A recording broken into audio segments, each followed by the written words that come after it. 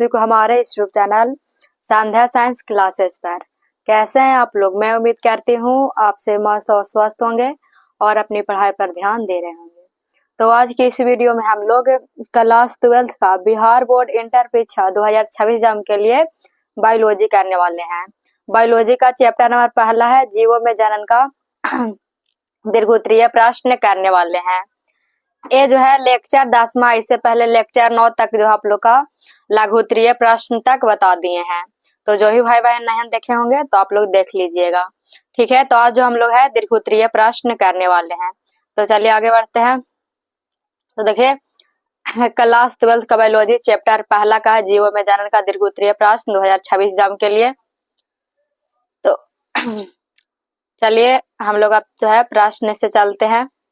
पहला नंबर प्रश्न है कि लैंगिक व अलैंगिक जनन में अंतर स्पष्ट कीजिए। कह रहा है कि लैंगिक व अलैंगिक जनन में अंतर स्पष्ट कीजिए।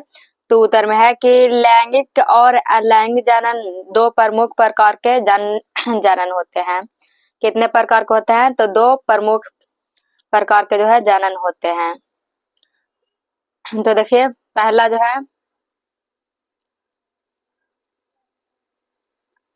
लैंगिक जनन, तो लैंगिक जनन और दूसरा जो है अलैंगिक जनन। तो लैंगिक जनन का परिभाषा है कि दो माता पिता यानी नर और मादा की भागीदारी से नए जीव का निर्माण, एक ही माता पिता से जो है संतति का निर्माण होता है।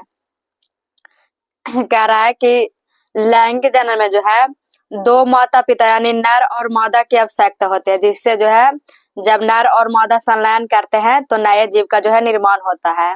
और अलैंगिक जनन में जो है एक ही माता पिता की आवश्यकता होती है, जिससे जो है संतति का निर्माण करते हैं लैंगिक जनन में,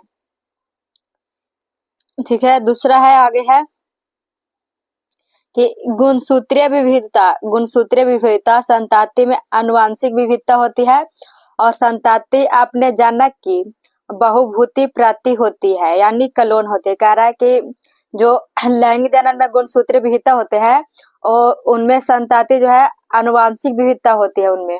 और कह रहा है कि अलैंगिक जनन में जो संतान होते हैं वो जनक अपने हुआ यानी अपने ही जनक के जो है समान यानी एक दूसरे के क्लोन होते हैं लैंगिक जनन में। आगे है कि गुणसूत्रों की संख्या यानी युग्मनज गैमेट आधे गुणसूत्र लेकर आते हैं, निषेचन के बाद संपूर्ण संख्या में होती है। संतति में माता पिता के समान गुणसूत्रों की संख्या होती है। कह रहा है कि लैंगिक जनन में जो है गुणसूत्रों की संख्या जो है वो युग्मनज यानी आधे गुणसूत्र लेकर आते हैं और निषेचन के बाद जो है संपूर्ण संख्या में उनकी संतति में जो है माता पिता के समान गुणसूत्र की संख्या उनकी होती है। उदाहरण में समझ लीजिए मानव, मेढक, पक्षी, फूल, पौधे ये सभी जो है लैंगिक जनन इसमें होते हैं।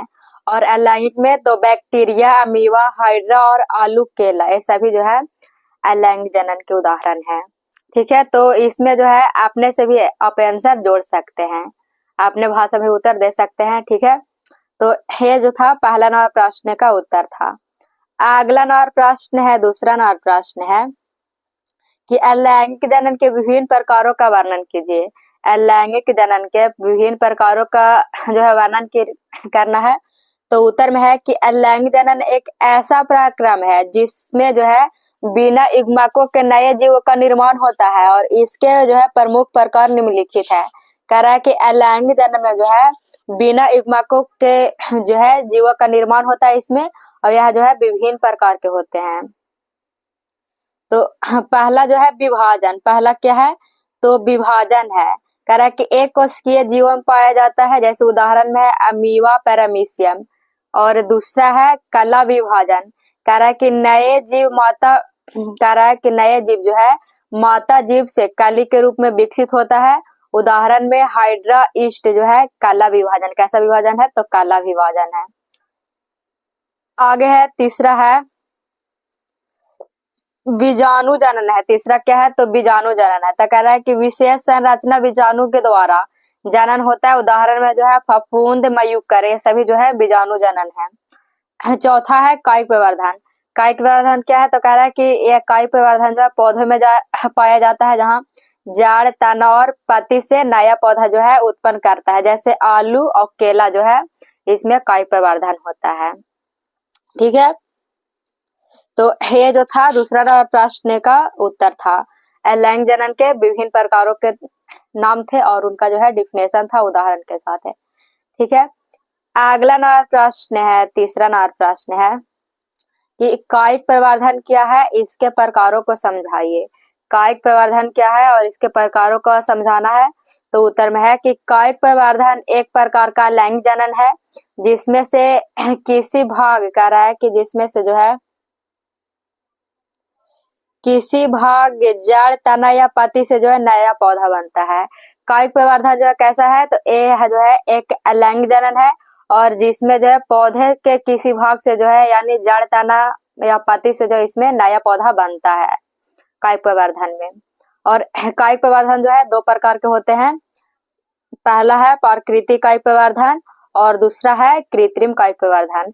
तो प्राकृतिक कायिक प्रवर्धन क्या? तो कह रहा है कि इसमें जो है आलू यानी कंद, अदरक, राइजोम, लहसुन, प्रारूणक आदि ये सभी जो है प्राकृतिक कायिक प्रवर्धन होता है इसमें।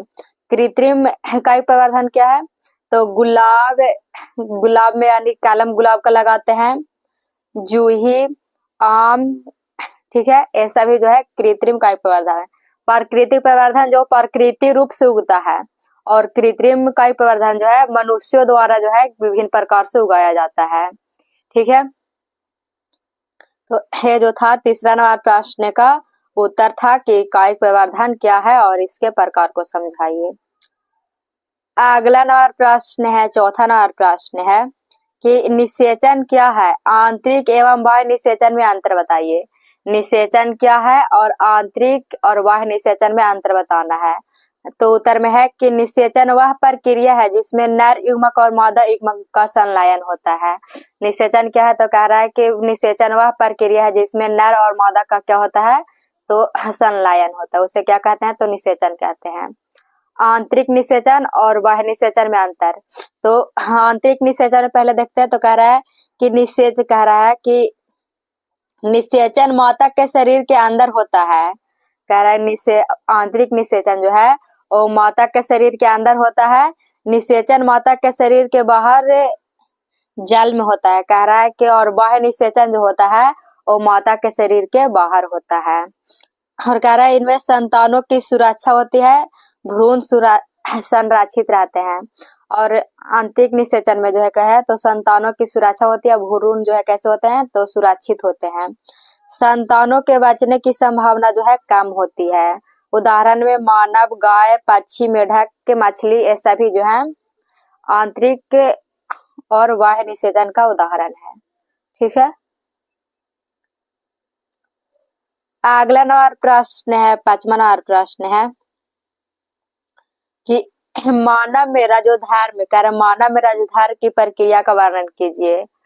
तो उत्तर में है कि रजोधर्म एक चक्रीय प्रक्रिया है जो मादा के प्रजनन तंत्र में होती है। यह चक्र लगभग जो है 28 दिनों तक होता है और 4 चरणों में बटा है। कह रहा है कि रजोधर्म क्या है? तो कह रहा है कि रजोधर्म एक चक्रीय प्रक्रिया। कैसी प्रक्रिया है? तो चक्रीय प्रक्रिया है जो मादा के प्रजनन तंत्र में होता है। कहाँ होता है? तो प्रजनन तंत्र में होता है। यह जो है रजोधर्म जो कितने दिनों के लिए होता है? तो 28 दिनों के लिए होता है, और 28 दिनों के बाद पुनः जो है यह वापस चल आती है। ठीक है, और कह रहा है कि यह जो है 4 चरणों में बांटा हुआ। कितने चरणों में? तो 4 चरणों में। पहला है मासिक स्राव चरण, यह जो है 1 से 5 दिन तक होता है। दूसरा है फॉलिकुलर चरण जो कि है 6 से जो है 13 दिनों के लिए होता है। और तीसरा है अंडोत्सर्जन चरण जो कि 14वें दिन में होता है। और चौथा है ल्यूटियल चरण जो कि जो है 15वें से 28 दिन तक होता है। तो कह रहा है मासिक के स्राव चरण जो है जो 1 से 5 दिनों के लिए होता है। तो कह रहा है कि निषेचन न होने पर गर्भाशय की परत बहकर जो है निकल जाती है। कह रहा है कि जिसमें जो है निषेचन न होने के कारण जो है जो गर्भाशय की परत होती है उसमें से बहकर जो है निकल जाती है। और दूसरा है फॉलिक्यूलर चरण जो कि 6 से 13वें दिन के लिए होते हैं। इसमें जो है अंडाशय में नए अंडाणु का विकास होता है। किसका होता है? तो नए अंडाणु का जो है विकास होता है। और तीसरा में अंडोत्सर्जन में चरण में जो है 14वें दिन में जो होता है, इसमें जो है परिपक्व अंडाणु जो है अंडाशय से निकलता है। और चौथा है ल्यूटियल चरण जो कि जो है 15वें से 28वें दिन के लिए होता है। उसमें जो है गर्भाशय निषेचित अंडाणु को ग्रहण करने के लिए जो है तैयार रहता है 15वें दिन तक। ठीक है, ये जो था 5वां नंबर प्रश्न का उत्तर था कि मानव में रजोदर्शन की प्रक्रिया का वर्णन कीजिए। अगला नंबर प्रश्न है, 6ठा नंबर प्रश्न है कि क्लोनिंग क्या है, यानी डॉली भेड़ के उदाहरण द्वारा समझाइए। क्लोनिंग क्या है और डॉली भेड़ के उदाहरण द्वारा जो है समझाना है। तो उत्तर में है कि क्लोनिंग एक प्रक्रिया है जिसमें किसी जीव के समान आनुवंशिक गुणों वाला नया जीव बनाया जाता है।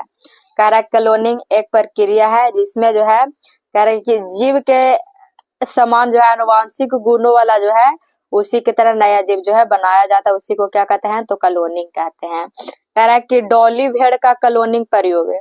वैज्ञानिकों ने एक मादा भेड़ की कोशिका से डीएनए लिया। कह रहा है कि वैज्ञानिकों ने जो है वो मादा भेड़ की कोशिका से एक डीएनए लिया। दूसरा में है कि इसे एक निषेचन रहित अंडाणु में प्रविष्ट किया। फिर उसके बाद जो है उसके निषेचन रहित अंडाणु में क्या किया? तो प्रविष्ट किया। फिर तीसरा में क्या किया? तो कह रहा है कि यह जो है भ्रूण बनकर दूसरी भेड़ के गर्भ में प्रत्यारोपित कर दिया गया।